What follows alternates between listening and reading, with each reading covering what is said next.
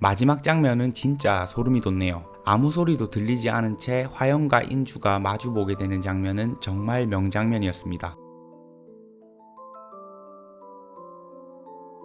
시청자들의 의견도 반반이었던 것 같은데요. 진아영이 죽었다는 의견, 아니다, 아직 살아있다는 의견이 반반이었지 않을까 합니다. 제대로 추측하신 분들 정말 축하드립니다. 화영이 생각하지도 못한 순간에 들어왔습니다. 이야기가 마무리되어 간다 싶은 순간에, 가장 방심한 순간에 딱 나타났습니다. 화영이 등장하는 순간 많은 것이 달라지죠. 진아영은 어디선가 살아있었고 모든 상황을 지켜보고 있었고 결정적인 순간에 나타났다. 자신이 죽은 걸로 위장을 했고 20억을 인주에게 남긴 것도 700억을 인주 계좌에 넘긴 것도 모든 것이 지금까지의 계획이었다. 그렇게 연극을 좋아하는 원상아 위에 제대로 판을 짜버린 화영이 있었다. 아무래도 화영은 돈보다는 어머니를 죽음으로 몰아간 원령가에 대한 정난에 대한 복수심으로 처음부터 이 모든 걸 계획한 것 같아 보이죠. 그리고 그 복수에는 오인주라는 사람의 역할이 아주 중요했고요. 인주에게 도둑공주 난초를 보여주며 꽃이 피면 누구보다 아름다워질 거라고 했죠. 지금은 볼품 없잖아. 꽃이 피면 진짜 공주님이야.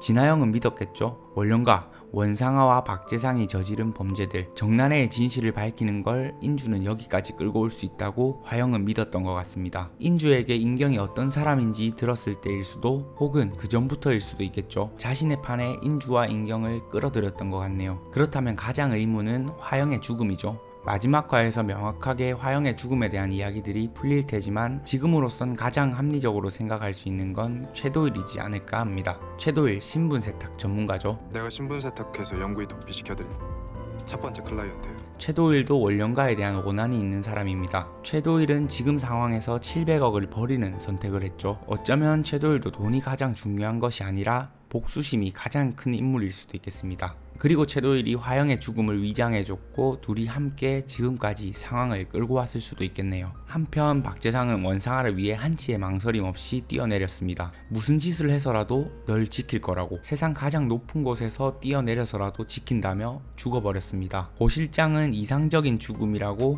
정난해의 신념을 이상적으로 보여주는 죽음은 처음이라고 했죠. 모두를 살리기 위해 최고의 자리를 져버렸다고요. 하지만 장사평이 말하는 정난해는 조금 달랐습니다. 누구보다 능력이 있지만 가장 낮은 곳에 있던 사람들, 누구보다 충성심이 강하고 언제든지 목숨도 내놓는 사람들, 바풀떼기라고 불렸죠. 선생님의 꿈을 배신했어요. 오직 자기의 영광과 이익을 위해 돈을 모으고 사람들을 죽였잖아요. 원상아 관장은 재미로 사람을 죽여요. 감히 장군님의 아들을 죽여? 정난해는 특정 누군가를 위해 희생하는 사람들이 아니었습니다. 특별한 누군가, 단순히 원기선을 위한 조직이 아니었고 원상아를 위한 조직이 아니었습니다. 낮은 곳에 있는 사람이 높은 곳에 있는 사람들을 위해 희생한다는 신념이 아니죠. 장사평도 광신도 같은 느낌이 들긴 하지만 아무튼 장군님의 뜻을 이어받은 유일한 계승자로서 지금 원상아의 잘못됨을 느꼈습니다. 그래서 푸른 난초에 대한 모든 걸 밝혔죠. 이제 무너지는 원상아의 모습을 볼 수 있겠네요. 원상아의 최후는 어떤 모습일까요? 지난 영상에서 맥베스 이야기를 꾸준히 했는데요. 맥베스의 결말처럼 원상아의 최후도 비극으로, 가령 닫힌 방에서의 자살로 마무리되는 그림일 것 같다고 말씀드렸습니다. 근데 원상아는 딸 효린이만큼은 사랑하는 것 같고 딸 효린이도 엄마를 아주 사랑한다고 합니다.